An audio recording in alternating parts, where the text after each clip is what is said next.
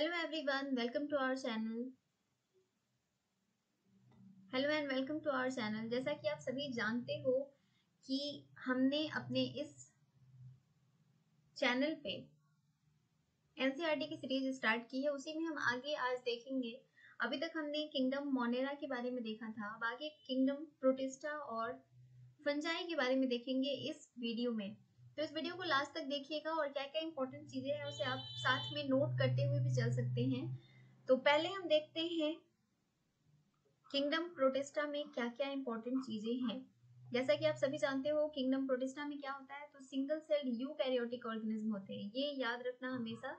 इसमें आता है single celled eukaryotic organism comes under protista, लेकिन इसमें भी कोई बाउंड्री डिफाइन नहीं है कि क्या होंगे नहीं होंगे। जैसा कि आप इसमें देख रहे हो कि इसके अंदर आएंगे क्या क्या, chrysophytes, dinoflagellates, euglenoids, slime moulds and protozoans, ये सभी प्रोटिस्टा के अंदर आएंगे। तो एक एक करके हम देखते चलेंगे कि इसमें और हमें क्या क्या चीजें पढ़नी है। तो सबसे पहले क्राइसोफाइट्स स्टार्ट करते हैं। इसमें आप देख रहे हो डाइटम्स आते हैं and golden alga. Golden alga को डेस्माइट्स भी कहा जाता है। मतलब आपको याद रखना है कि इसके अंदर दो ग्रुप आता है, कौन कौन सा, डाइटम्स एंड डेस्माइट्स, जिसको हम गोल्डन एल्गी भी कहते हैं। दो इसके मेंबर हैं क्राइसोफाइट्स के। अब इसमें इंपॉर्टेंट पॉइंट क्या है, तो ये पाए जाते हैं फ्रेश वाटर में और मेराइन वाटर, दोनों इन्वायरमेंट में ये पाए जाते हैं। माइक्रोस्कोपिक होते हैं, काफी तेजी से ये फ्लोट कर सकते हैं कहीं पे भी, और ये मोस्टली फोटोसिंथेटिक होते हैं। इनका जो सेल वॉल होता है बेसिकली डायटम्स का, ये एक बार एग्जाम में पूछ चुका है इसलिए ध्यान रखना। डायटम्स का सेल वॉल जो होता है वो काफी थिन होता है और ओवरलैपिंग सेल्स होते हैं, जो कि एक सोप बॉक्स की तरह बना हुआ रहता है। साबुन का जो बॉक्स होता है, सोप बॉक्स, उसकी तरह बिल्कुल ये बना हुआ होता है। और जो वॉल होते हैं इसके, उसमें सिलिका रहता है और इसलिए ये इनडिस्ट्रक्टिबल होते हैं। तो आपको याद रखना है कि क्राइसोफाइट्स के अंदर दो चीजें आती हैं, डायटम्स, डेस्माइट्स। और डायटम्स जो है उसका स्ट्रक्चर जो है वो बिल्कुल सोप बॉक्स की तरह होता है, जिसमें सिलिका भरा हुआ होता है और इसीलिए ये इनडिस्ट्रक्टिबल होता है। जब डायटम्स मर जाते हैं तो अपने पीछे ये बहुत ज्यादा अमाउंट में अपने सेल वॉल डिपॉजिट को छोड़ जाते हैं और जिनके एक्युमुलेशन से डायटोमिसियस अर्थ का फॉर्मेशन होता है और इसका इस्तेमाल किया जाता है for polishing, filtration of oil and syrups. और इनके इसीलिए डायटम्स को कहा जाता है chief producer in the ocean. Ocean में इनको क्या कहा जाता है, चीफ प्रोड्यूसर। ये आपको ध्यान रखना है, they are the chief producer in ocean. तो ये हो गई क्राइसोफाइट्स की बात। अब अगला जो है वो है डायनोफ्लैजलेट्स। आप यहाँ पे स्ट्रक्चर भी देख रहे हो इनका, डायनोफ्लैजलेट्स का। ये मोस्टली मेराइन होते हैं, ये बस ध्यान रखना, मोस्टली मेराइन होते हैं। ये फ्रेश वाटर में नहीं पाए जाएंगे, ये जब भी पाए जाएंगे तो समुद्री जल में पाए जाएंगे। मोस्टली फोटोसिंथेटिक होते हैं और इनका अलग अलग कलर होता है। ये बहुत सारे कलर के होते हैं, yellow, green, brown, blue, red. ये डिपेंड करता है कि उनके सेल में कौन सा पिगमेंट प्रेजेंट है, ठीक है। और इनके जो सेल वॉल होते हैं वो किस चीज के बने होते हैं, सेलुलोज के। ये आपको ध्यान रखना है। क्राइसोफाइट्स के सेल वॉल बने हुए थे सिलिका के और इसके बने हुए हैं सेलुलोज प्लेट्स के, ये जरूर ध्यान रखना। एंड जितने भी डायनोफ्लैजलेट्स होते हैं मोस्टली उनमें दो फ्लैजिला पाया जाता है, एक जो होता है वो लॉन्गिट्यूडनली होता है और दूसरा ट्रांसवर्सली, मतलब एक बिल्कुल इस तरह का और दूसरा इस तरह का फ्लैजिला इसके अंदर पाया जाता है। ये आप देख भी रहे हो, एक इस तरह से है और दूसरा एक छोटा सा रहता है जो इस तरह से ट्रांसवर्स होता है। तो एक लॉन्गिट्यूडनल और दूसरा ट्रांसवर्सली, दो इसमें फ्लैजिला पाए जाते हैं और इसके अंदर फरोज भी पाए जाते हैं, ये भी ध्यान रखना। और जो रेड डायनोफ्लैजलेट्स होते हैं जिसका नाम है गोनियोलक्स, इसको कहते हैं गोनियोलक्स, जो रेड डायनोफ्लैजलेट है और ये क्या बनाता है, रेड टाइड। तो इंपॉर्टेंट क्या हो गया, रेड टाइड किसकी वजह से बनता है, डायनोफ्लैजलेट्स की वजह से। और ये कौन सा है, तो गोनियोलक्स, इसका नाम याद रखना है। ये बहुत लार्ज अमाउंट में टॉक्सिन्स रिलीज करते हैं जिसकी वजह से जितने भी मेराइन जीव हैं उनकी डेथ हो जाती है या फिशेस जो है उनके लिए हार्म पहुंच जाता है। नेक्स्ट है यूग्लिनोइड्स। ये मोस्टली फ्रेश वाटर होते हैं। डायनोफ्लैजलेट्स के बारे में हमने देखा था कि वो मोस्टली मेराइन होते हैं, लेकिन यूग्लिनोइड्स जो होते हैं वो जनरली फ्रेश वाटर होते हैं और ये पाए जाते हैं स्टैग्नेंट वाटर। स्टैग्नेंट वाटर का क्या मतलब है, एक होता है रनिंग वाटर और दूसरा होता है stagnant water. Running water means जो पानी हमेशा बहता रहे, और स्टैग्नेंट वाटर मतलब पानी रुका हुआ हो। तो यूग्लिनोइड्स उस जगह पे पाए जाते हैं जहाँ पानी रुका हुआ हो, और ये एग्जाम में पूछ दिया था इसलिए ये इंपॉर्टेंट है। क्या इंपॉर्टेंट है? तो ये फ्रेश वाटर ऑर्गेनिज्म है और प्लस ये रहते हैं स्टैग्नेंट वाटर में। इनके पास सेल वॉल के जगह एक प्रोटीन का रिच लेयर रहता है, प्रोटीन रिच लेयर जिसको हम कहते हैं पेलिकल। और ये बहुत बार एग्जाम्स में पूछे हुआ है कि पेलिकल किस में पाया जाता है, तो यूग्लिनोइड्स के अंदर पाया जाता है, और इसकी वजह से इनकी बॉडी जो है वो काफी फ्लेक्सिबल होती है।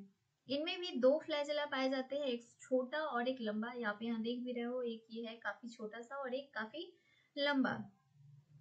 ये फोटोसिंथेटिक हो जाते हैं जब लाइट की प्रेजेंस होती है। In presence of sunlight they are photosynthetic, और in absence of sunlight they are heterotrophs. मतलब एक ही जीव के अंदर दो मोड ऑफ न्यूट्रिशन पाए जाते हैं। कौन कौन से? Photosynthetic and heterotrophic mode of nutrition भी। इसमें और चीजें आप देख सकते हो, जैसे कि इनमें पिगमेंट्स पाए जाते हैं। और पिगमेंट्स किस तरह के पाए जाते हैं?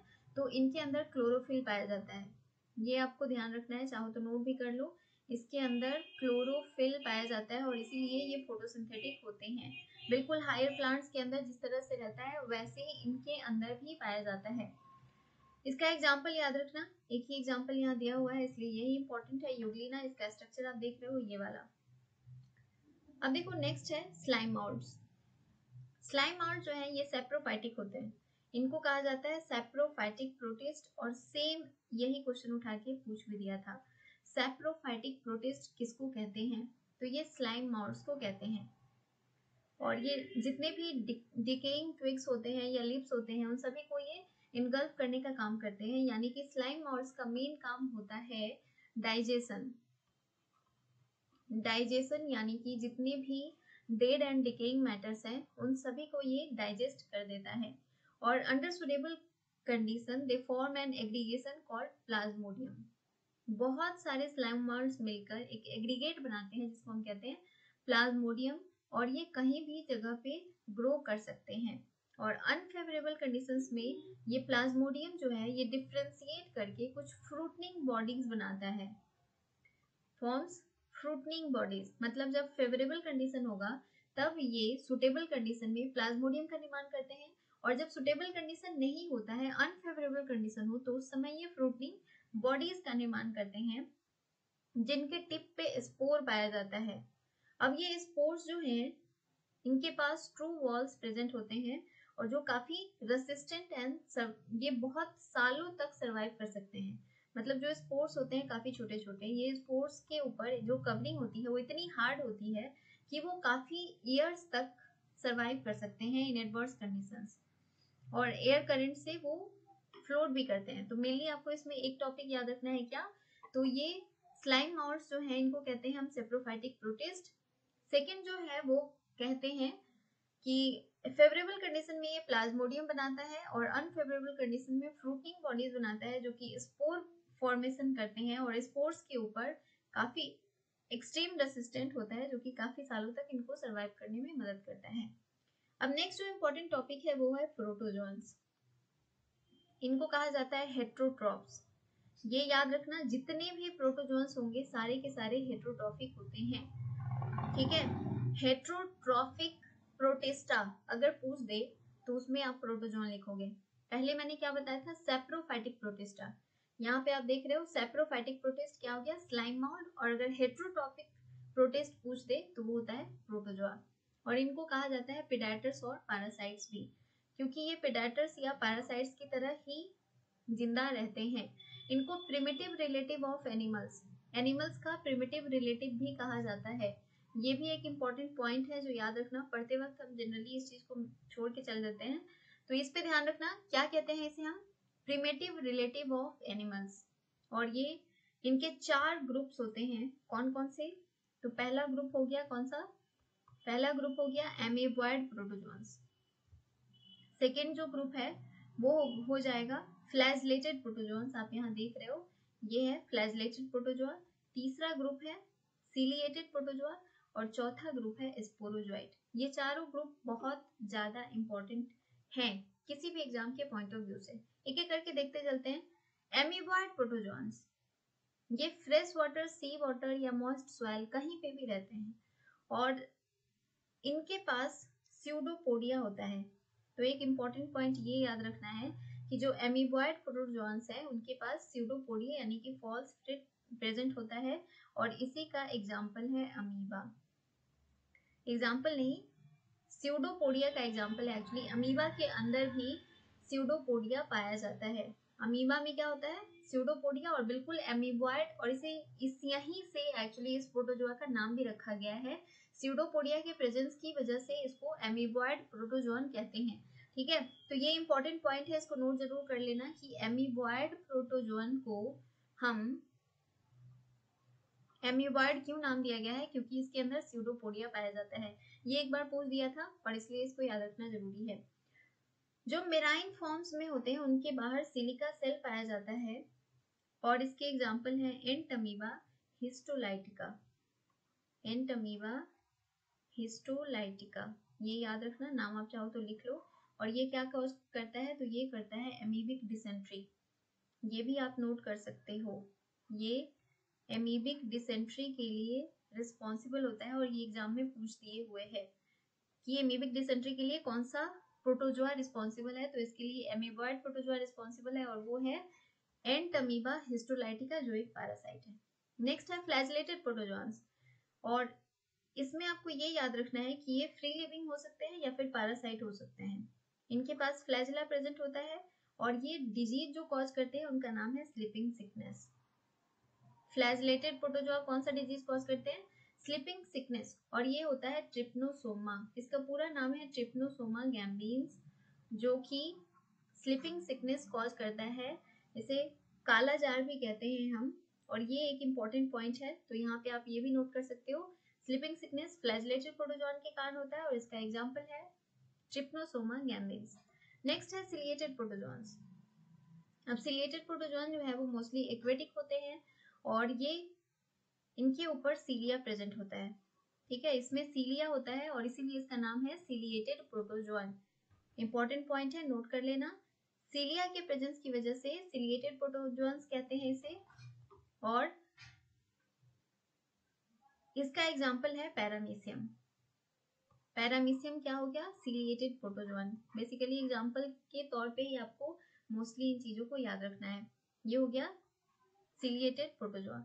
अगला है स्पोरोजोन्स, ये काफी इंपॉर्टेंट है, इसको स्पोरोजोइट भी कहते हैं। स्पोरोजोइट, ये आगे चल के हम लोग पढ़ेंगे, फिर से देखेंगे डिजीज वाले चैप्टर में इन सभी को, लेकिन अगर यहाँ याद रखोगे तो वहां याद करने में काफी इजी हो जाता है, इसलिए याद रखना। और स्पोर, जब ये स्पोर लाइक स्टेज में होते हैं ये अपने लाइफ साइकिल में, तो ये सबसे ज्यादा इन्फेक्शस होते हैं। मतलब जब ये स्पोर फॉर्मेशन करते हैं उस समय ये सबसे ज्यादा इन्फेक्शस होते हैं और इनको मोस्ट नोटोरियस कहा जाता है प्लाज्मोडियम, इसका सबसे अच्छा एग्जाम्पल है। ठीक है, ये वो वाला प्लाज्मोडियम नहीं है जो हमने अभी अभी देखा यूग्लिनोइड्स के अंदर, स्लाइम माउंट्स के अंदर। ये प्लाज्मोडियम मलेरिया कॉज करता है, इसको मलेरियल पैरासाइट भी कहा जाता है। और आप जानते हो कि स्पोरोजोइट स्टेज में ये मलेरिया कॉज करता है या डिजीज कॉज करता है। तो ये काफी ह्यूमन पॉपुलेशन को अफेक्ट कर रहा है। तो इंपॉर्टेंट पॉइंट्स हो गए, स्पोरोजोन्स में क्या आ जाता है, प्लाज्मोडियम जो कि मलेरिया कॉज करता है। सिलिएटेड प्रोटोजोन में आता है पैरामीशियम। फ्लैजिलेटेड प्रोटोजोन का एग्जांपल हो गया ट्रिप्नोसोमा गैम्बीन्स, जो कि स्लीपिंग सिकनेस कॉज करता है। और नेक्स्ट हो गया अमीबॉयड प्रोटोजोन, जो कि एमीबिक डिसेंट्री कॉज करता है। तो ये इंपॉर्टेंट पॉइंट्स थे। हमारा कंप्लीट हो चुका है किंगडम प्रोटिस्टा इस बुक में, और आई थिंक इतना काफी है, काफी नहीं बहुत ज्यादा है आपके एग्जाम के पॉइंट ऑफ व्यू से। अगर इतनी बारीकी से आप पढ़ लेते हो तो कोई भी एग्जाम आपसे मिस नहीं होगा इसके क्वेश्चंस। नेक्स्ट है किंगडम फंगी, इसे आप फंजाई भी पढ़ सकते हो। ये काफी यूनिक किंगडम होता है क्योंकि इसमें मोस्टली हेट्रोट्रॉफिक ऑर्गेनिज्म होते हैं। इन बहुत डाइवर्स होते हैं, ये डाइवर्स इनकी मॉर्फोलॉजी में भी और हैबिटेट में भी होता है। ठीक है, आपने देखा होगा रॉटन ब्रेड और मशरूम्स वगैरह तो आप खाते ही हो, कॉमन मशरूम जो है जो हम खाते हैं, या टोड स्टूल जो है, ये भी फंजाई ही होते हैं। कुछ पैरासाइटिक फंगस भी होते हैं जैसे कि ईस्ट, जो कि ब्रेड और बियर बनाने में इस्तेमाल किया जाता है। कुछ रस्ट कॉजिंग होते हैं जैसे कि प्यूसिनिया, ये यहाँ पे बहुत ही ज्यादा इम्पोर्टेंट है, इसको आप इस तरह से मार्क कर सकते हो। रस्ट किसकी वजह से होता है? व्हीट रस्ट, ये एक डिजीज है यहाँ पे, यहीं से सारी चीजें याद करते चलो। व्हीट रस्ट कॉज करता है प्यूसिनिया। और एंटीबायोटिक्स बनता है किससे? पेनिसिलियम से, ये भी एक फंजाई है। एंटीबायोटिक्स पेनिसिलियम से बनता है और ये एक फंजाई है, ये याद रखना है आपको। नेक्स्ट जो पॉइंट है यहाँ पे वो याद रखना है कि ईस्ट जो होते हैं ये यूनिसेलुलर होते हैं। ये कई बार पूछ चुका है एग्जाम में कि ईस्ट यूनिसेलुलर होते हैं या मल्टीसेलुलर होते हैं, तो ईस्ट जो है वो यूनिसेलुलर होते हैं। कुछ थ्रेड लाइक स्ट्रक्चर भी इनके अंदर पाया जाता है जिसे हम कहते हैं हाइफी, और नेटवर्क ऑफ हाइफी को कहा जाता है माइसीलियम। ये भी इंपॉर्टेंट पॉइंट है कि माइसीलियम क्या होता है, तो network of hyphae is known as mycelium. कुछ में मल्टी न्यूक्लिएटेड साइटोप्लाज्म होता है जिन्हें हम सिनोसाइटिक हाइफी कहते हैं। तो यहाँ पे क्या क्या टर्म हमको याद रखना है? ये याद रखना है कि हाइफी क्या होता है, तो long cylinder thread like structure जो है इसे हम कहते हैं हाइफी। ठीक है, अगर बहुत सारे हाइफी आपस में मिल जाएं, एक नेटवर्क बना ले, तो नेटवर्क ऑफ हाइफी को कहते हैं माइसीलियम। और अगर इनके पास कंटिन्यूअस ट्यूब जो है वो फिल्ड हो मल्टी न्यूक्लिएटेड साइटोप्लाज्म, मतलब एक साइटोप्लाज्म के अंदर बहुत सारा न्यूक्लियस पाया जाए तो उसे मल्टी न्यूक्लिएटेड साइटोप्लाज्म कहते हैं, और ये कहलाता है सिनोसाइटिक हाइफी। तो यहाँ पे ये सारे जो भी टर्म्स हैं इसे याद जरूर रखना, जो मैंने यहाँ पे मार्क कर दिया है। कुछ सेप्टेट होते हैं यानी कि उनपे क्रॉस वाल्स होते हैं, यानी कि इस तरह से क्रॉसिंग पाई जाएगी उनके ऊपर, और कुछ एसेप्टेट होते हैं यानी कि सिंपल वॉल होते हैं। तो ये भी याद रखना है कि हाइफी में क्या क्या चीजें हो गई, तो एक तो आपका हो गया माइसीलियम, नेटवर्क ऑफ हाइफी, और दूसरा अगर मल्टी न्यूक्लिएटेड साइटोप्लाज्म प्रेजेंट हो तो उसे हम कहते हैं सिनोसाइटिक हाइफी। और हाइफी जो है वो दो तरह का भी होता है, सेप्टेट और एसेप्टेट। इंपॉर्टेंट पॉइंट, जो सेल वॉल होता है फंजाई का वो बना होता है काइटिन का, ठीक है, और पॉलीसेकेराइड का। काइटिन्स एंड पॉलीसेकेराइड जितने भी हैं ये सारे के सारे मोस्टली हेटेरोट्रॉफिक होते हैं, और कुछ सेप्रोफाइटिक भी होते हैं, कुछ पैरासाइटिक भी होते हैं, कुछ सिम्बायोटिक एसोसिएशन में भी रहते हैं लाइकेंस के साथ। लाइकेंस में आप जानते हो कि एल्गी और फंजाई का कॉम्बिनेशन होता है, एल्गा एंड फंजाई। इसके अलावा हाँ, माइकोराइजा में भी फंजाई पाया जाता है। इनमें जो रिप्रोडक्शन है वो अलग अलग तरीके से पाया जाता है, फ्रैगमेंटेशन, फ्यूजन या बडिंग कोई भी हो सकता है, या फिर स्पोर फॉर्मेशन भी हो सकता है। और जो स्पोर बनता है उसे हम कहते हैं कोनेडिया, स्पोर्स को कहते हैं कोनेडिया। और स्पोरेंजियो स्पोर या जो स्पोर के अंदर इसका फॉर्मेशन, ये आप कह सकते हो इसका नाम। और सेक्सुअल रिप्रोडक्शन इनमें होता है वो स्पोर, एस्कोस्पोर या बेसिडियो स्पोर के थ्रू। ये सारे पॉइंट्स बहुत ज्यादा इंपॉर्टेंट है इसलिए ध्यान रखना है। वैसे ये सारी चीजें एक एक करके हम देखेंगे कि किसके अंदर क्या पाया जाता है। स्पोर्स के अंदर कुछ डिस्टिंक्ट स्ट्रक्चर होते हैं जिनको फ्रूटनिंग बॉडीज कहते हैं, ये हम पहले भी देख चुके हैं स्लाइम मॉड्स के अंदर। अब देखो यहाँ पे ये एक टर्म इंपॉर्टेंट है, प्लाज्मोगैमी किसे कहते हैं, तो फ्यूजन ऑफ प्रोटोप्लाज्म। सिंपल याद रखो, fusion of protoplasm is known as plasmogamy and fusion of two nuclei is known as karyogamy. ये दोनों याद रखना, टर्म्स काफी काम आएंगे, plasmogamy and karyogamy. Fusion of protoplasm is known as plasmogamy and fusion of nuclei is known as karyogamy. अगर zygote के अंदर मियोसिस हो तो हैप्लॉइड स्पोर्स का फॉर्मेशन होता है। ये कई बार एग्जाम में पूछा है और हम लोग सोचते हैं कि ये एनसीईआरटी में नहीं दिया हुआ है, ये टीचर्स बताएंगे, बट ऐसा बिल्कुल नहीं है। यहाँ पे देखो लिखा हुआ है meiosis in zygote resulting in haploid spores. तो ये भी इम्पोर्टेंट पॉइंट है कि हैप्लॉइड स्पोर्स का फॉर्मेशन होता है जब जाइगोट के अंदर मियोटिक डिवीजन हो।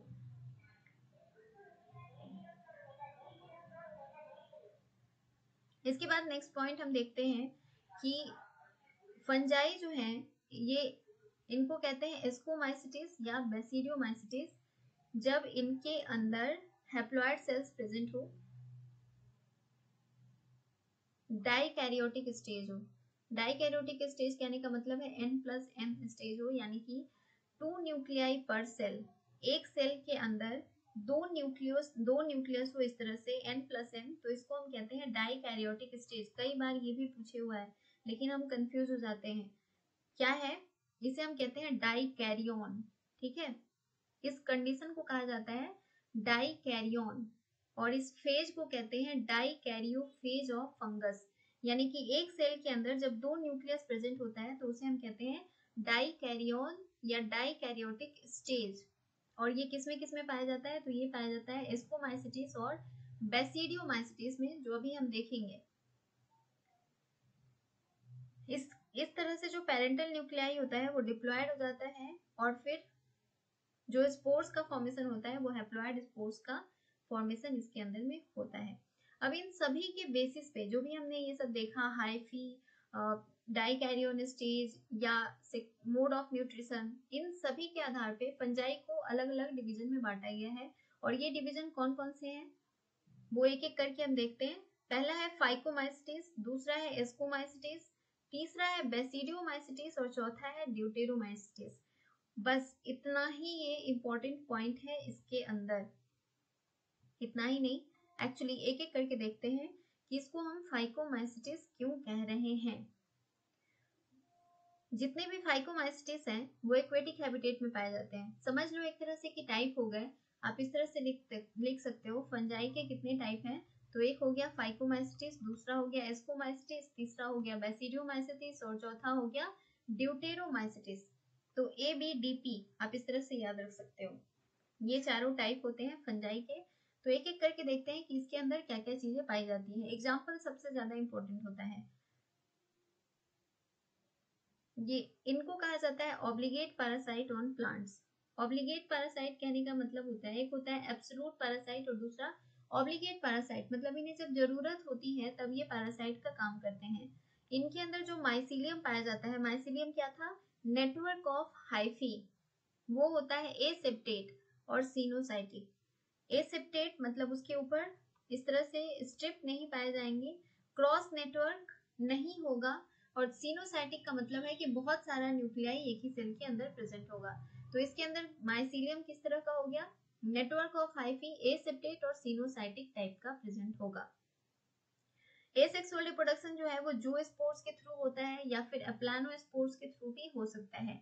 एप्लानोस्पोर याद रखना क्योंकि ये पूछ देता है। नॉन मोटाइल कंडीशन में एप्लानोस्पोर और मोटाइल कंडीशन में जूस्पोर रहते हैं। ये कई बार पूछ दिया है इसलिए ध्यान रखना। नीट में एक्चुअली पूछा हुआ था कि जूस्पोर्स मोटाइल होते हैं या नॉन मोटाइल होते हैं, किस तरह का होता है, तो ये मोटाइल होते हैं, और एप्लानोस्पोर्स जो है वो नॉन मोटाइल होते हैं। और ये इंडिजिनसली प्रोड्यूस होते हैं कहाँ पे, तो स्पोरेंजियम में।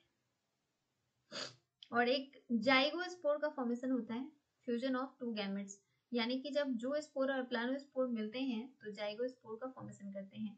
तो आप यहाँ पे लिख सकते हो जाइगोस्पोर इक्वल्स जूस्पोर प्लस प्लानोस्पोर। इस तरह से ही आपको याद रहेगा। These gametes are similar in morphology. अगर गैमेट्स का मॉर्फोलॉजी सिमिलर हो तो उसे आइसोगैमस कहते हैं, अगर डिसिमिलर हो तो एनाइसोगैमस या ऊगैमस कहते हैं। इसका कॉमन एग्जांपल कौन कौन सा है, म्यूकस, राइजोपस आपको याद रखना है, ये ब्रेड माउल्ड कॉज करता है। ठीक है, राइजोपस किसके कारण, राइजोपस कॉज करता है ब्रेड माउल्ड, और एल्बुगो जो है वो पैरासाइटिक फंगी होता है। ये कई बार पूछ चुका है, पैरासाइटिक फंगी और मस्टर्ड, तो ये बहुत इंपॉर्टेंट है। इसको कहते हैं एल्बुगो, जो कि पैरासाइटिक फंगी और मस्टर्ड है। नेक्स्ट जो है वो है ascomycetes, commonly known as sac fungi, इसको कहा जाता है। और यही सिंपल उठा के पूछ दिया था कि सैक फंजाई कौन है, तो ये है एस्कोमाइसिटीज। सैक के प्रेजेंट की वजह से एक्चुअली इसको हम एस्को कहते हैं। ठीक है, और ये मल्टी सेलुलर भी होते हैं और यूनिसेलुलर भी होते हैं, जैसे कि पेनिसिलियम, ये मल्टी सेलुलर होता है, ये भी पूछे हुआ है कि पेनिसिलियम किस तरह का फंजाई है, तो ये मल्टी सेलुलर है, और ईस्ट जो है ये यूनिसेलुलर होता है। मैंने पहले भी बताया ईस्ट क्या है, यूनिसेलुलर फंजाई है, और पेनिसिलियम जो है ये मल्टी सेलुलर फंजाई है, और इसे सैक फंगी भी कहा जाता है। ये सेप्रोफाइटिक होते हैं, डिकम्पोजर्स होते हैं, ये याद रखना है। पैरासाइटिक या कैप्रोफिलस यानी कि डंक पे जो ग्रो करते हैं उन्हें। इनके अंदर माइसिलियम जो है वो ब्रांच्ड और सेप्टेट होते हैं। ठीक है, माइसिलियम इसके अंदर सेप्टेट होंगे। एसेक्सुअल स्पोर्स का फॉर्मेशन कोनिडिया के थ्रू होता है, और कोनिडिया जब जर्मिनेट होता है तो माइसिलियम प्रोड्यूस करता है। सेक्सुअल स्पोर्स का फॉर्मेशन एस्कोस्पोर के अंदर होता है, ये ध्यान रखना, और इसीलिए इसको एस्कोमाइसिटिस भी कहा जाता है।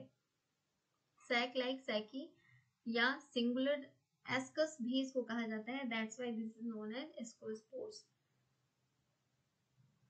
देखो इसका एग्जांपल सबसे ज्यादा इंपॉर्टेंट है एस्परजिलस। एस्परजिलस निगर जो है ये एसिटिक एसिड का फॉर्मेशन करता है। ठीक है, एस्परजिलस निगर साइट्रिक एसिड का फॉर्मेशन करता है। सिट्रिक एसिड भी आप इसे कह सकते हो। सिट्रिक एसिड बनाता है क्या, एस्परजिलस निगर।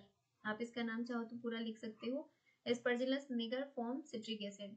इसके अलावा क्लेविसेप्स एंड न्यूरोस्पोरा। न्यूरोस्पोरा जो है ये बहुत बार पूछे हुआ है, that is the most important example in ascospores या एस्कोमाइसिटिस जो फंजाई है उसमें न्यूरोस्पोरा, क्योंकि ये बायोकेमिकल या जेनेटिक वर्ड में इसका इस्तेमाल किया जाता है, तो ये कई बार पूछे हुआ है, इसलिए ये एग्जांपल आपको याद रखना है। Neurospora is used in biochemical और जेनेटिक वर्क। इसके अलावा और भी एग्जांपल्स हैं, जैसे कि मोरल्स है, टफल्स है, ये खाने के लिए इस्तेमाल किए जाते हैं और ये काफी डिलीशियस होते हैं। तो आप ये भी याद रख सकते हो कि जो इसको माइसिटिस में मोरल्स एंड टफल्स हैं, they are edible and delicious. Next है बेसिडियोमाइसिटिस। इसका जो मोस्ट कॉमन एग्जांपल है वो है मशरूम, ये आपको याद रखना है। इसके अलावा ब्रैकेट फंजाई या पफ बॉल, ब्रैकेट फंजाई को ही पफ बॉल कहा जाता है, और ये कहीं पे भी ग्रो कर सकते हैं एज ए पैरासाइट, यानी कि रस्ट या अस्मट के फॉर्म में। इनके अंदर भी माइसिलियम ब्रांच्ड या सेप्टेट होता है। एसेक्सुअल स्पोर जो है वो नहीं पाए जाते हैं, लेकिन वेजिटेटिव रिप्रोडक्शन जो है वो फ्रैगमेंटेशन के थ्रू होता है। इसीलिए मैंने कहा है कि ये मोस्ट इंपॉर्टेंट है। क्या, बेसिडियोमाइसिटिस के अंदर fragmentation is the common example of mode of reproduction. इनके अंदर डाइकैरियोटिक स्टेज पाया जाता है और वही बनाता है बेसिडियम। बेसिडियम एक स्ट्रक्चर है और इसी की वजह से इसका नाम बेसिडियोमाइसिटिस पड़ा हुआ है। कैरियोगैमी जो है इसमें मियोसिस होता है और उससे बेसिडियम का फॉर्मेशन होता है, जो कि 4 बेसिडियोस्पोर्स बनाते हैं। देखो जो इसके अंदर स्पोर है, टाइप ऑफ स्पोर, उसी के नाम पे इसका नाम रखा हुआ है। जैसे आपने देखा एस्कोमाइसिटिस के अंदर एस्कोस्पोर प्रेजेंट है, वैसे ही बेसिडियोमाइसिटिस के अंदर बेसिडियोस्पोर है। याद रखने में कहीं से कोई दिक्कत नहीं होगी। अब इसका एग्जाम्पल आपको याद रखना है क्या क्या, तो एगैरिकस जिसको हम मशरूम कहते हैं, दूसरा नाम याद रखना है एगैरिकस का मशरूम। यहाँ पे ब्रैकेट फंगी का पफ बॉल। यूस्टिलागो अस्मट कॉज करता है और प्यूसिनिया आपको पता ही है रस्ट कॉज करता है, तो ये दोनों भी एग्जाम्पल काफी इंपॉर्टेंट है अस्मट एंड रस्ट के लिए। यूस्टिलागो अस्मट एंड प्यूसिनिया रस्ट कॉज करता है। नेक्स्ट और लास्ट फंजाई का क्या है, ड्यूटेरोमाइसिटिस। इनको कहा जाता है commonly they are known as what,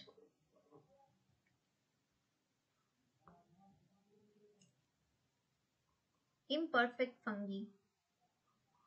यहाँ पे आप देख रहे हो deuteromycetes are commonly known as imperfect fungi, क्योंकि इनके अंदर बेसिकली एसेक्सुअल या वेजिटेटिव फेज ही पाया जाता है और इसीलिए इनको कहा जाता है इम्परफेक्ट फंजाई।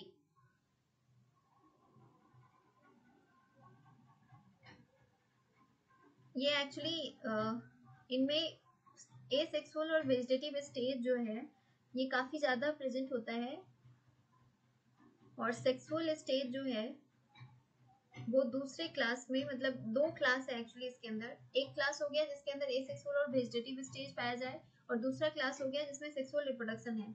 और ये काफी लिंकेज एस्टेब्लिश होता है इनके बीच, मतलब जब ये परफेक्ट होते हैं, ठीक है, सेक्सुअल स्टेज में, तो ये मूव कर जाते हैं एस्कोमाइसिस की तरफ, ठीक है।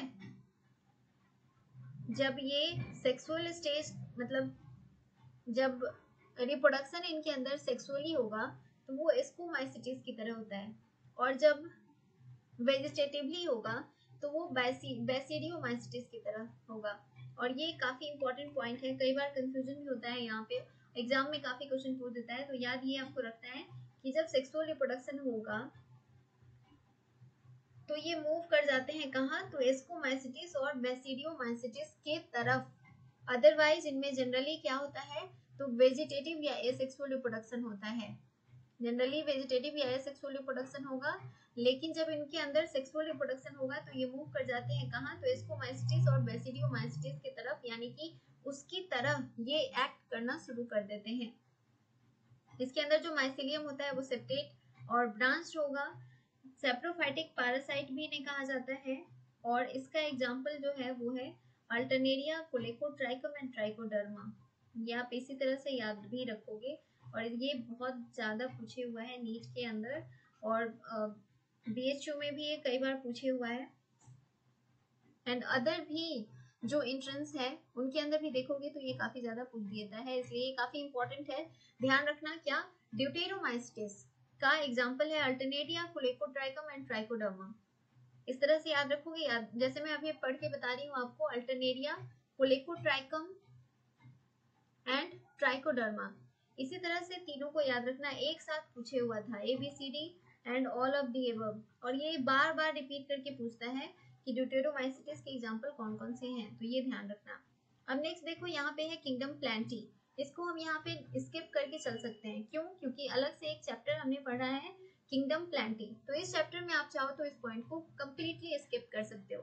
नेक्स्ट है किंगडम एनिमलिया, इसको भी आप स्किप कर सकते हो, क्योंकि हमें अलग से किंगडम एनिमलिया पूरा डिटेल में काफी ज्यादा पढ़ना है।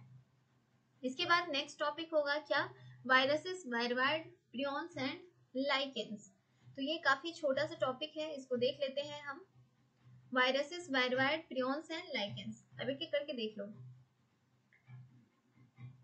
5 किंगडम क्लासिफिकेशन के अंदर लाइकेंस के बारे में कहीं पे भी डिस्कशन नहीं किया गया है, ना ही वायरसेस, ना ही वायरवाइड्स और ना ही प्रियॉन्स का, तो इन्हें अलग से रखा गया है, और इसीलिए अलग से इनके बारे में हम पढ़ते हैं।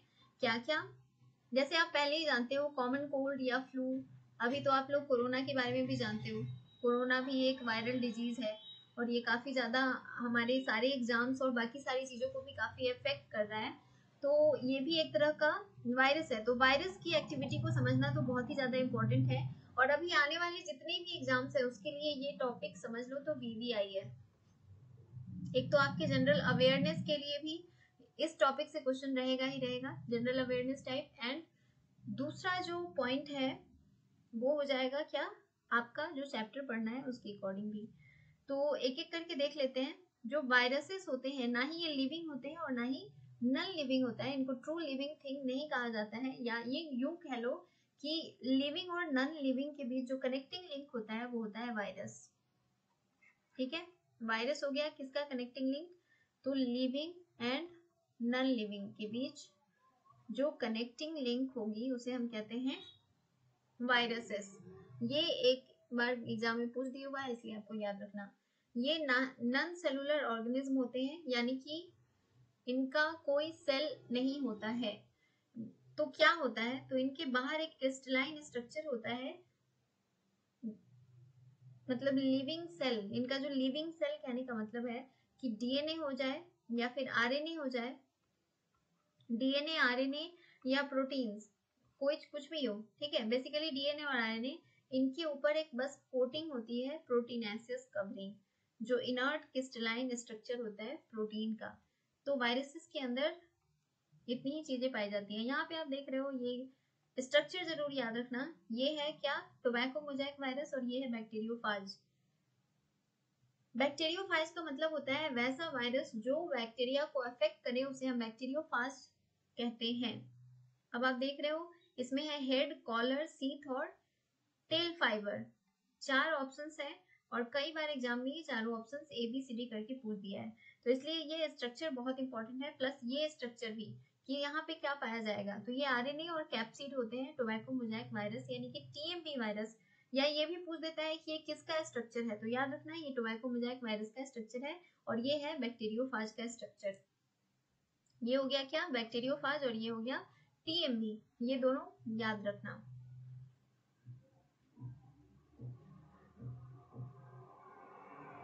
अब देखो एक एक करके चलो इसके पॉइंट देख लेते हैं क्या क्या चीजें हैं।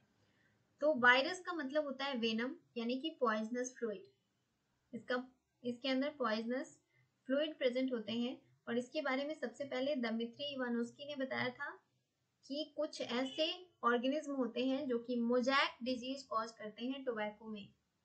ठीक है, कुछ ऐसे ऑर्गेनिज्म हैं या माइक्रोब्स हैं जो कि mosaic disease of tobacco cause करते हैं। तो यहाँ से आपके 2 क्वेश्चन बन गए। एक तो ये कि सबसे पहले वायरस के बारे में किसने बताया था, तो दमित्री इवानोस्की ने बताया था कि कुछ पॉइजनस फ्लूइड होते हैं जो टोबैको मोज़ेक डिजीज कॉज करते हैं। तो दूसरा हो गया कि टोबैको के अंदर जो मोज़ेक डिजीज होता है वो किसके कारण होता है, तो वायरस के कारण होता है और ये बैक्टीरिया से काफी छोटा होता है क्योंकि ये पास कर जा रहा था बैक्टीरिया प्रूफ फिल्टर्स को। दूसरा है MW बिजरनिक। इन्होंने क्या बताया था कि जो इन्फेक्शन कॉज करता है वो एक नया पैथोजन है जिसका नाम है वायरस, और इसका उन्होंने नाम दिया था कि इसके अंदर जो फ्लूइड प्रेजेंट होता है उसे हम कहते हैं कॉन्टेजियम वाइवम फ्लूइडम। तो ये लाइन ही एक्चुअली पूछ दिया है कई बार कि ये किसके द्वारा कहा गया है, तो ये MW बिजरनिक ने कहा है क्या, कॉन्टेजियम वाइवम फ्लूइडम, और इसका मतलब होता है infectious living fluid, infectious living fluid. अब देखो नेक्स्ट है WM स्टेनले। इन्होंने बताया था कि जो वायरस होते हैं वो क्रिस्टलाइज होते हैं। बस आपको इतना याद रखना है कि स्टेनले ने क्रिस्टलाइज स्ट्रक्चर के बारे में बताया था जो कि लार्जली प्रोटीन्स का बना हुआ होता है। जब ये होस्ट सेल से बाहर होते हैं यानी कि जब हमारे शरीर से बाहर होते हैं तब ये इनर्ट होते हैं, तब ये किसी काम के नहीं होते हैं, यानी कि ये एक्टिव नहीं होते हैं, इनर्ट स्टेट में होते हैं। लेकिन जैसे ये सेल के अंदर घुसते हैं उसके बाद ये पैरासाइट की तरह काम करना शुरू कर देते हैं और इसीलिए वायरसेस को क्या कहा जाता है, ऑब्लिगेट पैरासाइट। अभी मैंने आपको बताया कुछ देर के लिए मतलब जरूरत के हिसाब से जब कोई पैरासाइट बन जाता है तो उसे हम कहते हैं ऑब्लिगेट पैरासाइट। तो वायरसेस क्या है, ऑब्लिगेट पैरासाइट है और ये कई बार पूछे हुआ है इसलिए ध्यान रखना। अब प्रोटीन्स के साथ साथ और क्या क्या पाया जाता है, तो इनका आउटर कवर हो गया प्रोटीन का बना हुआ, अंदर मैंने आपको बताया कि या तो RNA होगा या फिर DNA होगा। ठीक है, तो किसके अंदर क्या पाया जाएगा ये चीज हम देख लेते हैं। तो जेनेटिक मटेरियल जो होगा या तो RNA हो सकता है या DNA हो सकता है, लेकिन दोनों कभी भी एक साथ नहीं पाया जाएगा। ठीक है, वायरसेस को न्यूक्लियोप्रोटीन भी कहा जाता है एंड मतलब इसके अंदर जेनेटिक मटेरियल होता है जो कि इन्फेक्शस होता है। प्लांट्स के अंदर सिंगल स्ट्रैंडेड RNA पाया जाता है, मतलब वो वायरस जो प्लांट को अफेक्ट करते हैं या प्लांट में डिजीज कॉज करते हैं वो क्या होते हैं, सिंगल स्ट्रैंडेड RNA। लेकिन जो एनिमल्स को अफेक्ट करते हैं वो क्या क्या हो सकते हैं, तो आइदर सिंगल और डबल स्ट्रैंडेड RNA और डबल स्ट्रैंडेड DNA। बस आपको यही ध्यान रखना है और ये कई बार पूछे हुआ है तो ये इंपॉर्टेंट है, VVI है। क्या है, तो वो वायरस जो प्लांट को इन्फेक्ट करे वो सिर्फ होता है सिंगल स्ट्रैंडेड RNA, और वो वायरस जो एनिमल को इन्फेक्ट करे वो हो सकता है single stranded RNA, double stranded RNA या फिर डबल स्ट्रैंडेड DNA। अब देखो जो वायरस बैक्टीरिया को इन्फेक्ट करता है उसे हम कहते हैं बैक्टीरियोफाज यानी कि viruses that infect the bacteria. Bacteriophage नाम है, यहाँ से कंफ्यूज नहीं होना कि ये बैक्टीरिया होगा, नहीं, ये एक ऐसा वायरस है जो बैक्टीरिया को इन्फेक्ट करता है। और ये कैसा होता है, तो ये डबल स्ट्रैंडेड DNA वायरस होता है। यही एक इम्पॉर्टेंट पॉइंट है यानी कि बैक्टीरियोफाज कैसा वायरस है, तो ये ऐसा वायरस है जिसके अंदर डबल स्ट्रैंडेड डीएनए वायरस पाया जाता है। जो इसका प्रोटीन कोट होता है उसे हम कैप्सिड कहते हैं, और ये कैप्सोमियर का बना हुआ होता है जो कि न्यूक्लिक एसिड को कवर करके रखता है। अब देखो वायरसेस कौन कौन से डिजीज कॉज करते हैं, तो ये करते हैं mumps, small pox, herpes, influenza. इसके अलावा एड्स आप जानते ही हो, एक्वायर्ड इम्यूनो डिफिशियंसी सिंड्रोम, जो कि एक वायरल डिजीज है। इसके अलावा मोजैक फॉर्मेशन प्लांट्स के केस में, leaf rolling, curling, allowing and when clearing, इसके अलावा ड्वार्फिंग और स्टंटेड ग्रोथ, ये भी वायरसेस के कारण होता है। तो यहाँ पे आप देख रहे हो बहुत सारे डिजीज के बारे में दिया हुआ है, एक एक करके सभी को याद कर लेना। नेक्स्ट जो है वो है वायरवाइड, इसके बारे में भी कई बार पूछ देता है किसको, इसकी डिस्कवरी किसने की थी, तो टीओ डायनर, जिसको कहते हैं टीओ डायनियर, इन्होंने डिस्कवर किया था। न्यू इन्फेक्शियस एजेंट जो कि स्मॉलर देन वायरसेस, सीधी लाइन उठा के पूछ दी हुई है कि वायरवाइड्स क्या होते हैं, तो ये these are smaller than viruses, और ये क्या कॉज करते हैं, तो पोटैटो स्पिंडल ट्यूबर डिजीज।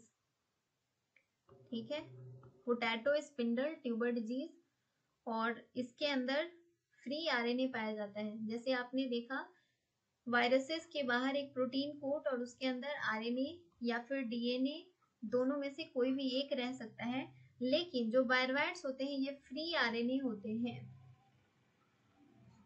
इनके ऊपर कोई प्रोटीन कोट नहीं पाया जाता है, और इनका मॉलिक्यूलर वेट जो है ये वायरस के मॉलिक्यूलर वेट से कम होता है, ये आपको ध्यान रखना है। ठीक है, नेक्स्ट है प्रियॉन्स। इनको न्यूरोलॉजिकल डिजीज जो कॉज करते हैं, प्रियॉन्स के बारे में याद रखना, दे कॉजेस न्यूरोलॉजिकल डिजीज। जनरली हम क्या सोचते हैं कि यहाँ पे नहीं दिया हुआ है, पर हम इसको इनफेक्ट इस डिजीज को यहाँ छोड़ के नहीं जा सकते। प्रियॉन्स क्या कॉज करते हैं, तो न्यूरोलॉजिकल डिजीज, और ये बेसिकली एबनॉर्मली फोल्डेड प्रोटीन होते हैं, इन्हीं को कहते हैं हम प्रियॉन्स। क्या होते हैं, फोल्डेड प्रोटीन्स, और इनका साइज जो है वो वायरस के साइज के ऑलमोस्ट बराबर होता है, और इन एजेंट्स को हम कहते हैं प्रियॉन्स।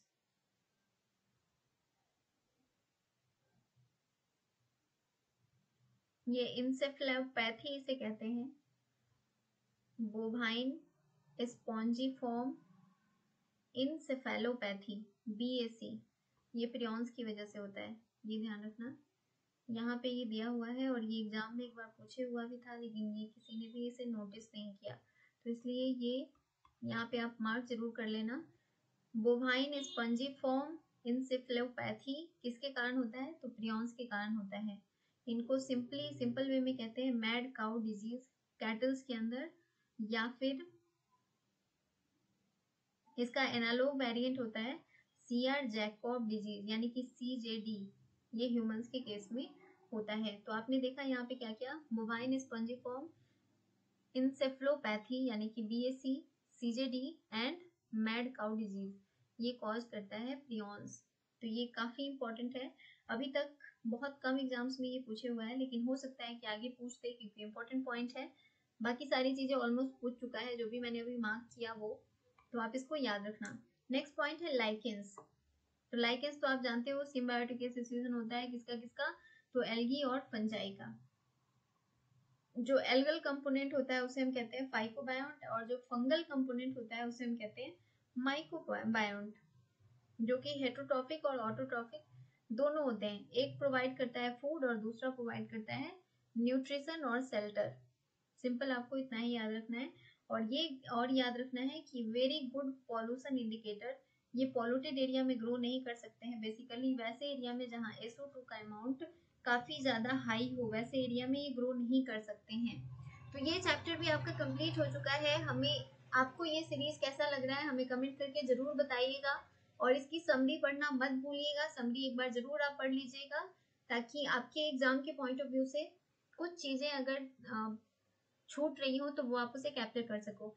इसमें मैंने अगर कुछ छोड़ा हो तो भी आप हमें कमेंट करके बता सकते हैं, और आगे की सीरीज को देखने के लिए हमारे चैनल को सब्सक्राइब कर लीजिए, इस चैनल से जुड़े रहिए, बेल आइकन को प्रेस कर लीजिएगा, नोटिफिकेशंस आपको मिलते रहेंगे। हमारी वीडियोस अगर आपको पसंद आती हैं तो इसे लाइक जरूर करें। आप हमारा पेड कोर्स भी ज्वाइन कर सकते हैं और हम यूट्यूब पे आपकी तैयारी तो करवा ही रहे हैं।